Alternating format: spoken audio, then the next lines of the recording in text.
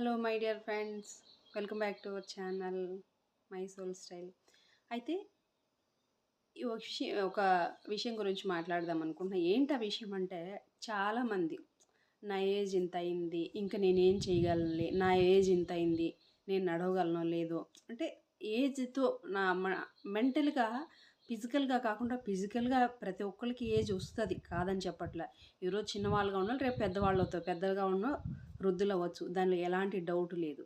కానీ ఫిజికల్గా ఏజ్ కాదండి కావాల్సింది, మెంటల్ ఏజ్ కావాలి. మెంటల్గా నేను ఎలా ఫీల్ అవుతున్నాం అనేది ఇంపార్టెంట్ అనమాట. మెంటల్గా ఏం చేస్తారు, నా ఏజ్ అయిపోయింది, ఇంకేముందులే, నాకు నేనేం చేయలేను, లేదా నాకు అనారోగ్యం వచ్చేస్తుంది, ఈ వయసులో నేనేం చేయగలను, ఇలా కాదు.